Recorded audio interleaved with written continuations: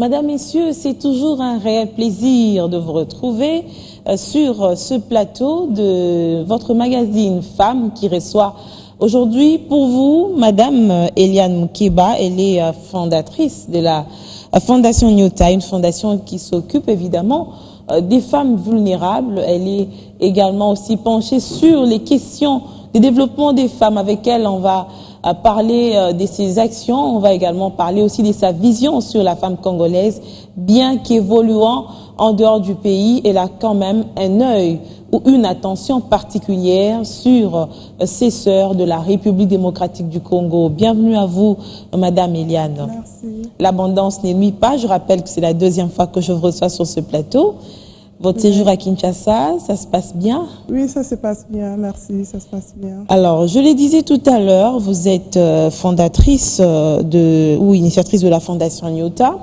C'est une fondation qui existe depuis combien de temps? Ça va faire 2 ans maintenant, ça va faire 2 ans et ça a commencé, je crois que la dernière fois je l'ai dit, ma motivation c'était tout simplement quand le défunt président Kadhafi avait invité la diaspora africaine en Libye, juste 3 semaines avant que la guerre n'ait commencé en Libye, à Tripoli, pour pouvoir dire aux Africains de la diaspora, les Africains professionnels, l'Afrique a besoin de vous, réveillez-vous, il faut pouvoir retourner chez vous pour développer l'Afrique. C'était ça le déclic? Oui, voilà. Et j'ai encore été invitée au Maroc par le gouvernement marocain pour pouvoir parler du développement de la femme saharienne en plein désert du Sahara à la une. Et alors, je me suis dit, mais qu'est-ce que je vais faire aussi pour pouvoir aider mon pays d'une manière ou d'une autre? Parce que tous on passera de cette terre un jour. Il faudrait quand même que j'amène aussi ma petite contribution. Il y a plusieurs choses à faire. Et moi, comme je suis féministe, et je dis, bon, je vais me pencher quand même sur la femme. Alors, à l'époque où vous aviez eu ces déclics, où vous avez eu envie de pouvoir contribuer au développement ou à l'autonomisation de la femme dans votre pays, j'ai envie de savoir qu'est-ce que vous aviez comme outil? Les idées, oui, mais par quoi vous aviez commencé? J'ai commencé par le message, tout simplement, même en Grande-Bretagne, où je vis avec plusieurs Congolaises qui n'aiment pas tellement s'intégrer, où c'est un problème pour s'intégrer dans la société. Les deux, hein, c'est surtout aussi un problème pour s'intégrer. Oui, c'est un problème pour s'intégrer. Alors je disais à mes sœurs congolaises, mais pourquoi vous n'allez pas au collège, pourquoi vous n'allez pas à l'école, il faut apprendre l'anglais, il faut quand même essayer de trouver un boulot, vous n'allez pas vivre sur le bénéfice tout le temps, parce que le gouvernement britannique a aussi besoin que vous puissiez payer des taxes pour pouvoir aussi contribuer au développement du Royaume-Uni. Alors essayez quand même de travailler, de faire quelque chose, essayez d'apprendre l'anglais parce que sans la langue... C'était du bénévolat d'abord? Oui, c'était du bénévolat. J'ai même fait ça avec la Croix-Rouge britannique où il y a eu non seulement le Congolaise, mais il y a eu des Soudanaises qui venaient demander asile politique en Grande-Bretagne où je les ai aidés. Je travaille comme case worker où je les guidais au fait. Je les guidais, je les conseillais. Qu'est-ce qu'il faut faire? Il faut s'enregistrer avec le médecin, il faut faire ça pour le housing, il faut faire ça pour l'éducation des enfants. Et par ça, j'ai quand même eu une motivation. Je dis, mais il faut faire quelque chose aussi. Alors, puisque vous parliez de l'intégration, c'est vrai que ça ne fait pas vraiment partie du grand sujet du jour, mais c'est une question qui pose problème par rapport à nos frères et sœurs qui vivent en dehors du pays. Oui, ça c'est quand même... Oui, qu'est-ce qui fait à ce que les Congolais ne s'intègrent pas aussi facilement? Je ne sais pas. Je ne sais pas exactement, mais je crois que c'est un problème. Je crois que c'est le fait qu'ils restent dans la communauté. Ils restent dans la communauté. Peut-être, je connais par exemple... Il y a un mauvais cliché qu'on leur imprime dans la communauté de la vie réelle de l'Europe. De l'Europe, voilà. Je connais par exemple une fille congolaise qui était venue de la République centrafricaine, qui est arrivée pour les études, mais où elle est arrivée, ils l'ont pas motivée à continuer les études, mais elle s'est mise à autre chose. Tu vois, elle s'est retrouvée au mauvais endroit. Au mauvais endroit. Alors quand tu trouves des bonnes personnes qui t'aiguillent bien, qui te donnent des bons conseils, je crois que tu peux avancer. C'est fort possible, oui. Alors, la Fondation Nyota, qui aujourd'hui a 2 ans, vous aviez donné vos motivations, c'est bien bon, mais c'est quoi l'objectif que vous poursuivez ou que vous avez dès le départ en mettant en place cette fondation? Moi, c'est les basiques. Les basiques en termes de soins de santé, les basiques en termes de logement, les basiques en termes de l'éducation. Parce qu'on vit en Europe. Moi, si je suis malade, je ne paye pas. Je vais voir mon docteur, c'est mon docteur local. S'il y a un problème grave, il va me référer chez un gynéco ou un spécialiste, un consultant. Pourquoi? Parce que après la Deuxième Guerre mondiale, en Grande-Bretagne, il y a eu beaucoup de gens qui étaient aussi morts de maladies comme des tuberculoses et cancers. Mais plusieurs partis politiques se sont mis ensemble pour l'intérêt de leur pays. Alors ils se sont dit qu'il faut qu'on crée le National Health Service pour que tout citoyen de la Grande-Bretagne ait le soin médicaux. Donc, n'importe... À moindre frais. Voilà. Donc, c'est l'État. Mais là, donc, ça relève de la compétence de l'État. De vous-même, vous n'allez pas relever ce défi. Vous êtes d'accord avec moi, Eliane? Oui, mais quand tu fais passer le message, je crois que les gens peuvent être quand même éduqués, ne fût-ce que par le message. Non, non, pas du tout. Je suis comme une avocate. Avocate, c'est comme il y a des problèmes qui affectent une nation, un peuple ou le femme. Alors je me dis non, non, il faut quand même essayer de faire passer le message. Je sais que les gens ne comprendront peut-être pas, mais j'aimerais qu'un jour, une personne, ne fût-ce qu'une femme, me regarde droit dans les yeux et me dise qu'à cause de toi, ma vie a changé. Voilà, c'est ça mon objectif. Des messages. Et pourquoi vous avez choisi essentiellement la femme? Vous me direz, oui, vous êtes féministe. Oui, je suis féministe. Il y a plusieurs problèmes qui affectent... Ou c'est parce que la femme a été toujours caricaturée comme une personne faible? Oui, mais il faut aussi regarder...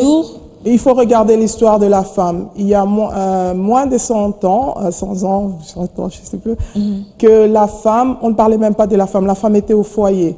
Si je me rappelle bien. La femme africaine, évidemment. Et la femme africaine, et même la femme européenne. La première femme à porter le pantalon, c'était en Amérique latine, en 1911. Elle a été arrêtée. Oui. La première femme aux États-Unis à mettre le pantalon, c'était Hillary Clinton. Je crois que c'est dans la chambre de Sénat, ou je ne sais plus très bien.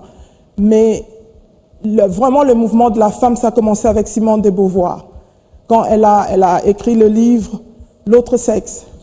Donc, la femme, en fait, quand on est né, c'est la société qui a fait de nous une femme. Mais sinon, nous ne sommes pas des femmes. Vous êtes qui? Nous sommes des personnes, mais c'est la société. On accepte parce que la société, quand les enfants sont nés, ils ne savent pas c'est un garçon ou une fille. Tout à fait. Mais c'est la société qui met des idées. Ça, c'est une fille, ça, c'est un garçon. Et alors, c'est pas Dieu qui décide du sexe? Je crois que question de religion, c'est un problème personnel. Je suis chrétienne aussi, mais je n'aime pas mélanger, ça c'est du point de vue philosophique. Oui. J'aime pas mélanger et la religion et par exemple la politique. Je comprends bien votre approche sur ce plan, pour dire que c'est la société finalement qui nous oriente selon certaines pesanteurs négatives. Par exemple, pour dire que les femmes ne doivent pas faire ceci, les femmes ne doivent pas, il y a beaucoup d'interdits parce qu'on est femme. Alors que naturellement, on est des êtres humains, hommes et femmes, on est des êtres humains, hommes et femmes, et United Nations Women a dit que d'ici 2030, il faudrait qu'il y ait 50-50, donc planète 50-50, donc égalité entre l'homme et la femme. Mais comment vous voyez cette égalité d'ici à 2030? On ne va pas aller dans des pays où les développements, où la question de l'égalité entre l'homme et la femme a déjà beaucoup évolué, bien qu'il reste encore à faire, mais parlons spécialement de la RDC, où l'on a l'impression que ce n'est qu'un slogan creux. Juridiquement, aujourd'hui, on a cet arsenal qui nous permet, qui nous garantit la parité entre hommes et femmes, mais concrètement sur le terrain, il y a encore beaucoup de choses à faire. 2030, c'est dans quelques années, Eliane. Comment vous entrevoyez ces années à venir par rapport à l'égalité des chances? Et c'est pourquoi, justement, j'essaie organisé pour faire passer le message. Je crois que même une seule personne qui, je sais pas, on dit policy makers, c'est des gens qui forment de lois, qui changent des choses. Et aujourd'hui, on a eu Hillary Clinton qui s'est présentée comme candidate. Elle vous inspire beaucoup, apparemment. Elle m'inspire beaucoup, oui. Parce que je me dis qu'une femme peut devenir aussi présidente de la République. On a Theresa May en Grande-Bretagne qui est Premier ministre. Oui. On a Angela Merkel en Allemagne qui est chancelier. Donc, pourquoi pas au Congo, pourquoi pas. Mais si on regarde bien l'état du Congo, on a seulement, si ma mémoire est bonne, on a seulement 7% de la femme dans la politique. Donc c'est pas normal, c'est pas tout à fait normal. C'est pas beaucoup. Non, non, pas du tout, pas du tout. Est-ce Où que on est, où on reste par justement, rapport. est-ce que pour traduire cette égalité des chances, il faudrait absolument que les femmes se retrouvent dans la politique, alors qu'elles peuvent aussi être des femmes entrepreneurs, par exemple, elles peuvent devenir puissantes financièrement aussi. Oui, c'est parce que c'est la politique qui dicte les lois de la société qu'il faudrait qu'elle commence d'abord par là. Oui, je crois que la politique quand même, parce qu'elle peut aussi changer les choses étant politicienne, parce que c'est des politiciens qui font de loi. Que ce soit ici, que ce soit en Europe, que ce soit en Amérique, partout, c'est des politiciens qui font des choses, qui changent. Donc elles doivent en amont être là où les décisions se prennent. Oui, pour pouvoir aussi défendre le droit de la femme. Je crois que c'est ça, elles doivent se... Mais il y a beaucoup d'autres secteurs où la femme a un mot à dire, où elle peut s'épanouir sans que forcément l'homme ne vienne l'écraser ou lui mettre des embûches. Je crois que la fois dernière, j'ai mentionné quelque chose d'être financièrement indépendante. Elle peut faire du commerce, elle peut faire de l'agriculture, elle peut faire pas mal de choses, elle peut être entreprenante, elle peut créer sa société, elle peut être consultante, elle peut être chauffeur, elle peut être chauffeur de bus, elle peut faire beaucoup de choses. On a vu des femmes en Zambie qui sont pilotes. Pourquoi pas? Une Congolaise peut oser aussi des choses comme ça. Pourquoi pas? Pourquoi nous, on doit rester derrière, on ne peut pas oser? Ça, c'est quand même un problème avec moi. Moi, j'ai un problème avec ça. Personnellement, j'ai un problème avec ça. Avec quoi? Avec le fait que les femmes congolaises n'aiment pas... Je ne dis pas qu'elles n'aiment pas. Qu'est-ce que vous reprochez aux femmes congolaises, justement? Elles doivent oser. Les gens me disent, Eliane, mais pourquoi toi, tu oses toujours? On te voit des endroits, on ne voit pas le Congolais. Je dis, c'est parce que j'essaye. Ça ne vous coûte rien d'essayer. Jusqu'à ce que vous essayez et que ça ne marche pas là, au moins... Vous avez essayé et vous allez vous dire j'ai essayé. Mais quand vous n'essayez pas, déjà vous avez peur d'aller où vous pensez que c'est difficile, qu'une Congolaise ne peut pas se retrouver là, mais là c'est déjà un problème. Je me rappelle, il y a peut-être plus de 10 ans, j'étais hôtesse sur les lignes d'Eurostar entre Londres, Bruxelles et Paris. Et pendant que je servais, j'étais hôtesse, et une Congolaise voit sur mon badge que c'était mon nom, elle voit mon surname, Mukeba, elle fait... Ah, mais vous êtes congolaise. Mais c'est pas possible. Comment vous avez fait pour trouver ces boulots? Je dis, mais j'ai fait l'application, oui, comme tout le monde. Il faut oser. Il faut oser. J'ai été appelée pour l'interview et voilà, j'ai eu mon boulot. C'est pas du rocket science. Donc si je comprends bien, il y a la volonté, mais il y a ce problème de courage qui nous manque. Il y a un problème de courage où des fois on pense que ce n'est pas notre place. Et ça, c'est un problème. Ça, c'est un problème. Déjà, quand vous vous disqualifiez, c'est un problème. C'est un problème. Et voilà, donc moi, j'encourage les femmes, les jeunes filles à oser, à aller où les gens ne partent pas. Si les gens n'avaient pas osé, on ne prendrait pas des avions aujourd'hui. Tout à fait. C'est parce qu'il y a eu des gens qui ont pris des risques aussi avec leur vie et qui ont essayé plusieurs fois. Et aujourd'hui, on peut voler. Des fois, tu es dans l'avion 8 heures de Paris à Kinshasa et tu te dis, waouh, ça c'est un miracle. Tout à fait, c'est l'intelligence. Et Eliane, vous avez parlé de vos objectifs, mais j'aimerais revenir sur vos axes. Quels sont les champs d'action sur lesquels vous œuvrez avec beaucoup de précision, sur lesquels vous martelez un peu pour avoir des résultats probants, évidemment? Je crois qu'à l'université, j'ai appris que quand vous voulez, when you want to implement change, ou quand tu veux amener un changement dans une entreprise ou dans un pays, il faut y aller mollo mollo. Il faut pas aller. Il faut y aller step by step, comme oui, disent step by step. les Il faut pas y aller vraiment genre je vais changer les choses. Il faut y aller. Tu fais passer le message petit à petit, petit à petit. La fois dernière, j'ai parlé de 8 femmes veuves dont je m'occupais au Kasaï oriental. C'est des femmes qui vivaient dans des situations dans la précarité, vraiment déplorables. Et on a pu construire une maison pour les aider. Et on les a rendues un peu indépendants avec un peu de fonds pour qu'elles fassent un peu de commerce. Et là, il y a un problème d'HIV et SIDA, par exemple. Il y a de femmes dont le mari meurt d'HIV et par stéréotype, oui, déjà, elle est discriminée. On dit qu'elle a les HIV. Pourtant, peut-être qu'elle ne l'a même pas. Et qu'est-ce qu'on fait quand ces femmes viennent? Tu vois, elles maigrissent parce qu'elle est discriminée. Psychologiquement, ça l'arrange. Ça l'arrange. Tout à fait. Mais il faut d'abord être sûr qu'elle a même le HIV. Mais elle n'a pas d'informations. Elle n'a pas de... Oui, quand elle vient en collaboration avec l'association de veuves du Kasaï, quand elle vient, elle a un bon où elle va à l'hôpital pour le diagnostic. Tu vas voir, sur les 10 femmes qui se présentent, il y a peut-être 4 qui sont HIV et le 6 ne l'ont pas. Et des fois, elles disent, mais est-ce que réellement je ne l'ai pas? Mais oui, tu ne l'as pas. Donc de vous à moi, j'aimerais quand même qu'on soit sincère, que l'on reconnaisse que ce manque de connaissances, c'est aussi ça qui tue les femmes en RDC. Ça tue. L'ignorance. L'ignorance, oui, ça tue, mais comme on dit, knowledge is power. Quand tu connais, tu as le pouvoir. Tu as le pouvoir de beaucoup de choses. Moi, je me rappelle quand je suis arrivée en Grande-Bretagne, je m'appuyais sur les Congolais. Mais j'avais tellement eu de mauvaises informations que je m'étais dit moi-même, plus jamais. J'irai où il faut trouver les informations. J'appellerai l'école. On dit toujours que l'union fait la force. Vous redoutez de ce que la communauté peut vous apporter ou vous avez été déçu? Non, j'ai été déçue, c'est ça, mais je suis toujours avec, ce sont mes soeurs. Mais il y a toujours des bonnes personnes. Il y a toujours des bonnes personnes. Je ne dis pas que je ne suis pas avec des Congolaises, parce que quand il y a un problème de deuil ou quoi, vous vous retrouvez seul sans des Congolais. C'est des gens qui sont là, qui vous aident et tout. Moi, mon problème, c'est par manque d'informations, par manque de...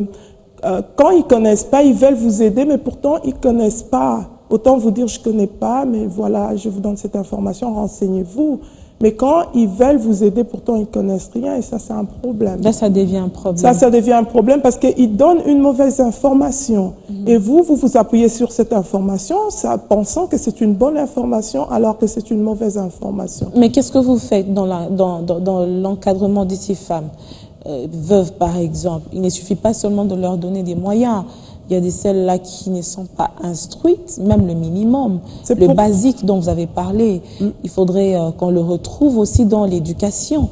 Parce que si cette femme-là ne sait ni lire, ni écrire, que va-t-elle donner à son enfant? La plus belle femme ne donne que ce qu'elle a, dit-on.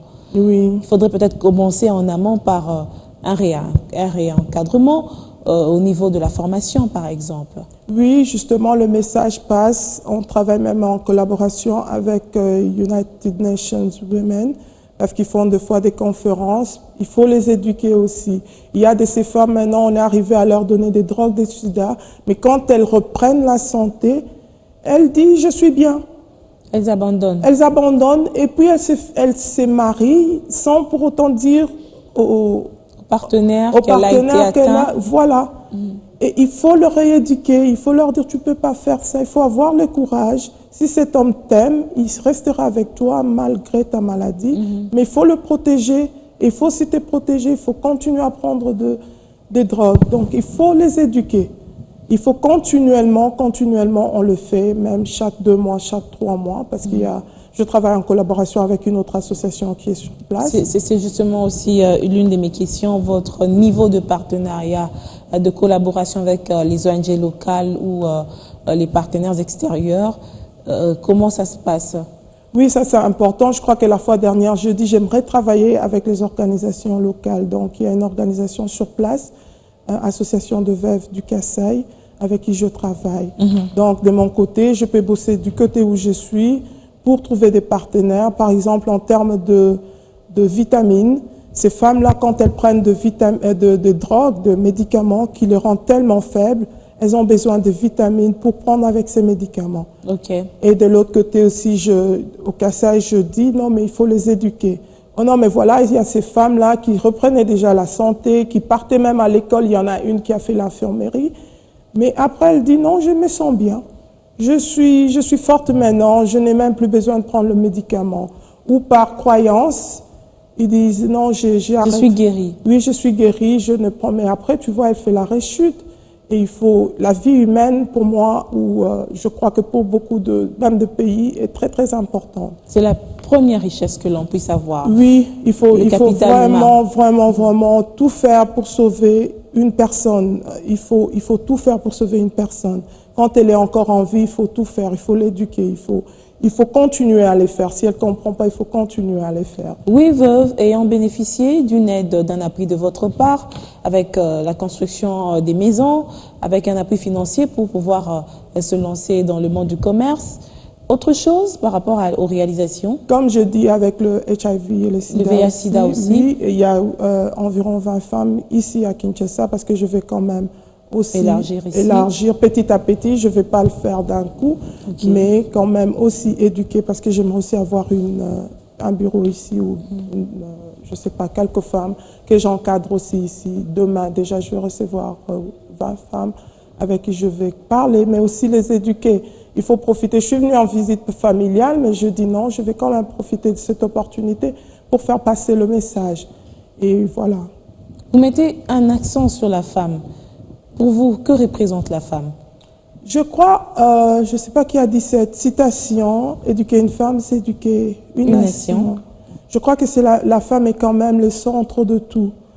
La femme, elle est la mère. La femme, elle est tout. Il y a Hillary Clinton qui a dit « There is no human right », ici il n'y a pas de droit de la femme. Donc, il n'y a pas de droits humains s'il n'y a pas de droits de femmes.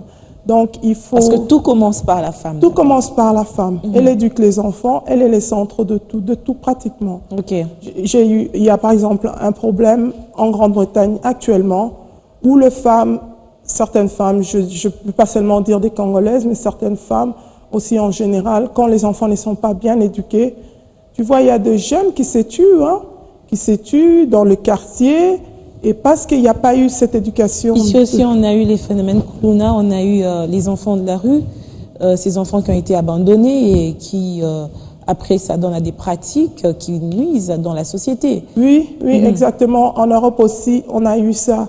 Et il y a eu pas mal d'enfants congolais qui sont morts parce qu'ils se sont mis dans des gangs. On les appelle les gangs. C'est comme les enfants de l'IPEN ne peuvent pas aller à ma campagne, ou les enfants de ma campagne, les gangs de ma campagne ne peuvent pas traverser pour aller à Kitambo. Et ça, c'était un problème. Ils se sont entretués. Cet égarement, vous le mettez encore sur le dos de la femme? Oui, je le mets aussi sur le dos de l'homme, mais aussi même pas de la société. Mais je crois que l'éducation commence quand même dans la maison. Et la femme, elle est quand même le centre de beaucoup de choses. Je mets un point là-dessus. Je crois que la femme, elle est le centre de beaucoup de choses quand même. Parce que tu parles à l'enfant, tu lui expliques. Tout le jour, je crois que ton enfant t'écouterait quand même. Un jour, ça finira par produire des fruits. Exactement, exactement. Tu verras que l'enfant commencera par changer. Parce que quand tu regardes, pas seulement tu peux te dire les Congolais, mais tu as aussi certaines cultures aussi qui ont ces mêmes problèmes-là. Pas seulement, même les Européens aussi, même le Britannique aussi. Oui. Mais quand tu entends qu'un enfant du Congo est mort, un enfant de 16 ans a été tué par les gangs, ça te fait mal quand même.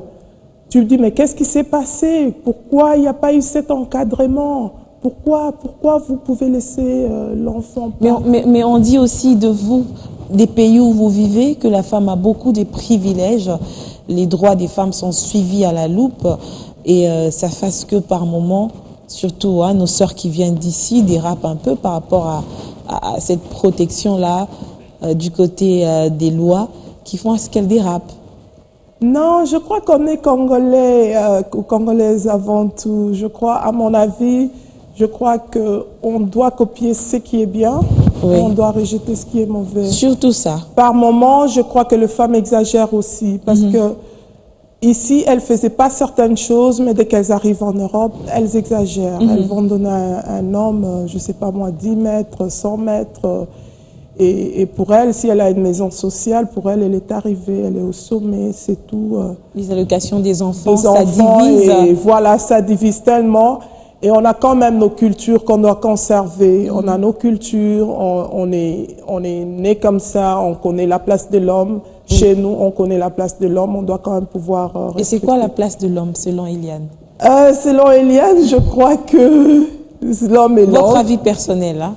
Oui, je crois qu'il faut le respecter quand même. Je suis chrétienne Et je crois que la femme soit soumise à l'homme. Je crois quand même en ce message-là. Soumission, j'ai envie de poser la question. Qu'est-ce que vous entendez par soumission?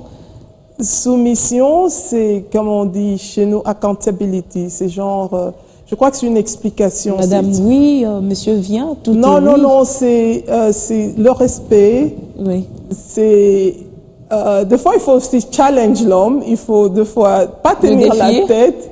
Oui, mais il faut aussi dire que non. Quand il n'est pas dans la bonne direction, vous pouvez parler, mais pas tellement avoir l'attitude et insulter et dire que non, moi je suis arrivé, je peux te mettre dehors. Qu'est-ce que tu penses? D'ailleurs, t'es chez moi, c'est ma maison. Non, je ne pense pas que ça devrait être comme ça. Mais je crois que l'homme et la femme doivent être partenaires. Oui, en complémentarité. Voilà. Tout à fait. Comme ça. Et dans cette lutte, je sais que vous êtes féministe, mais où placez-vous l'homme dans cette lutte du développement de la femme, de l'autonomisation de la femme? Vous le faites sans homme ou l'homme pourra avoir une place à côté de vous pour vous accompagner? Non, l'homme doit être à côté de nous pour nous accompagner. C'est comme ça que je vois les choses. J'ai assisté c'était le femme du média britannique, le femme le plus fort du média britannique, Jen Hill. Je crois qu'elle parlait de ses problèmes personnels qu'elle a subis en tant que femme. Je ne peux pas entrer en détail, mais j'ai assisté à une conférence juste de la média. Et partager des expériences. Des expériences qu'ils ont eues. Il y a une femme aussi qui fait dans London Tonight, c'est avec ITV. Ok. Et elle avait aussi parlé des problèmes qu'elle avait eu parce qu'elle était noire, des histoires comme ça. Mais je ne peux pas entrer en détail. Discrimination. Des discriminations. Mais il y avait quand même un homme qui soutenait beaucoup de femmes. C'était encore une journée de la femme. C'était le 8 mars, je crois. Et il y avait quand même un journaliste homme qui soutenait la femme. Je vois qu'on a besoin vraiment de soutien des hommes qui nous soutiennent beaucoup, qui disent que non, là, on veut quand même que la femme évolue, on veut quand même que la femme avance aussi. Mais il y a quand même des exemples concrets où on accuse aussi l'homme de ne pas toujours montrer sa solidarité envers la femme, où il a tendance à écraser, il a tendance à dire qu'elle ne vaut pas cette place, il a tendance à dire... Mais c'est là quand même que j'aimerais que vous puissiez aussi insister sur la méritocratie des femmes. Vous êtes peut-être dans un contexte où les femmes ont étudié, où quand tu as un diplôme, tu mérites un travail, mais le contexte de la RDC n'est pas très formalisé dans ce sens-là, où l'on peut à tout moment basculer, quitter d'un endroit à un autre.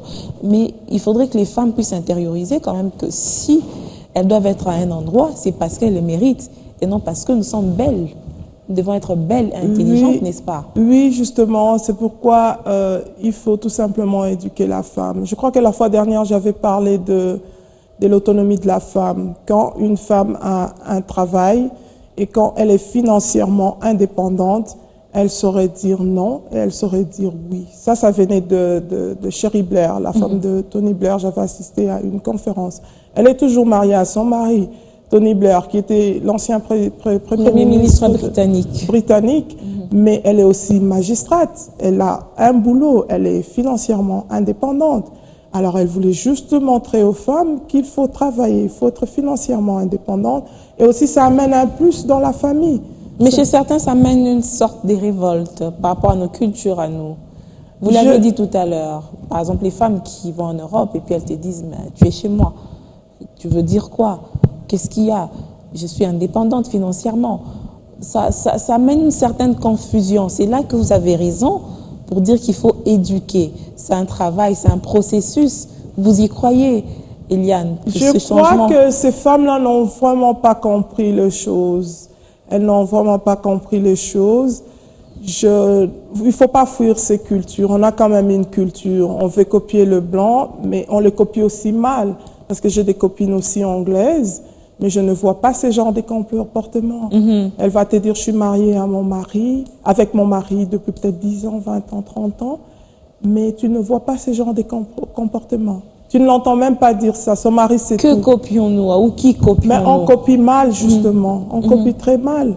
Et on a aussi nos cultures qu'on doit pouvoir défendre. On est africaine. Alors, parmi vos rencontres dans votre parcours, vous avez récemment rencontré le prince.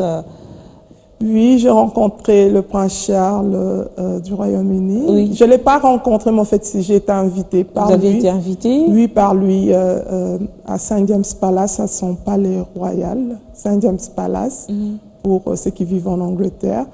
J'avais reçu une invitation de lui, c'est parce que je travaillais pour une organisation non gouvernementale dont le prince Charles est parrain. Ça s'appelle The Guinness Trust. Okay. Donc, cette organisation a été créée il y a 125 ans par le petit-fils de Guinness Boisson. Okay. Et c'est sœur Guinness Edouard qui avait donné 250 000 livres il y a 125 ans de son propre argent pour aider les personnes sans abri en Angleterre. Avoir des logements. Des logements. Et aujourd'hui, si on estime ces montants, c'est environ 25 millions de pounds. Et c'est un héritage. C'était pour célébrer le 125e anniversaire de Guinness. Un héritage qui s'est bien pérennisé dans le temps, puisqu'aujourd'hui, 125 ans après... Oui, le Guinness Partnership compte environ 70 000 maisons. Ce sont ces genres de projets dans lesquels vous devez vous investir, les ONG, parce que finalement, il y a ceux-là qui reçoivent des financements et les résultats ne suivent pas sur le terrain, ça discrédite. Et ça, c'est quand même un problème parce que je dis que charity is from the heart, et je le dis toujours. Et il y a beaucoup de gens qui font des charity, des ONG, oui, pour leur propre, oui, ça doit venir du cœur. C'est un sentiment. Tu te dis que je dois aider. Moi, ma motivation, c'est par exemple, je me dis, on passera tous de cette terre un jour, mais what will be my legacy? Qu'est-ce que je vais laisser comme héritage? Je vais pouvoir aider même une seule personne. Et ça me ferait plaisir, ne fût-ce qu'une femme. Transformer la vie d'une femme, et ça serait vraiment un plaisir. On sent une révolution en vous, une certaine révolte, mais une révolte positive, une révolte de changement. Vous êtes vraiment ancré dans le changement des comportements, surtout par rapport aux femmes. L'on espère que dans les jours à venir, ça va porter des fruits parce que c'est un processus. Eliane Moukeba, vous avez un mot avant de nous séparer? Non, je vais seulement dire, comme la fois dernière, dire aux femmes, je vais dire à toutes les femmes congolaises d'ici, d'ailleurs, de pouvoir s'élever, de pouvoir tenir les choses en main, d'aller travailler, d'aller étudier, de faire quelque chose avec leur vie. Celles qui veulent aider aussi peuvent aider. Je ne suis pas la seule fondation ou la seule ONG ici au Congo, mais que vraiment que les gens aident les autres, ceux qui ont les possibilités puissent pouvoir aider. Quand je suis descendue de l'avion Air France, si j'arrive à Kinshasa, tu regardes, la misère est là, tu la sens. Qu'est-ce que tu peux faire? Tu peux pas aider tout un peuple. Tout le monde, oui. Tu peux pas aider tout un peuple. Qu'est-ce que tu peux faire? Et ça te fait mal. Tu vas voir un papa, peut-être même un vieillard de 60 ans plus ou 70 ans, qui va courir derrière un $2, et c'est peut-être pour une semaine, et ça te fait mal. Tu te dis, mais je peux faire quoi? Alors tu dis, mais aidez, si vous avez la possibilité d'aider, aidez, c'est notre pays. Faites de sorte que ces pays avancent, voilà. Et l'apport de la diaspora est attendu. Merci d'avoir encore une fois honoré ce magazine Femmes avec votre passage. On espère vous revoir très bientôt, pourquoi pas, tourner une émission à Londres avec toutes ces femmes avec qui vous travaillez, bien sûr. Merci, madame, messieurs, de nous avoir encore suivis ce soir. Moi, je dirais, il faut oser. C'est l'une des phrases que j'ai retenues au cours de notre échange de ce jour. Madame, monsieur aussi, il faut oser pour pouvoir se rendre utile dans la société. Je vous retrouve très bientôt pour un autre magazine de votre émission Femmes. Bye bye.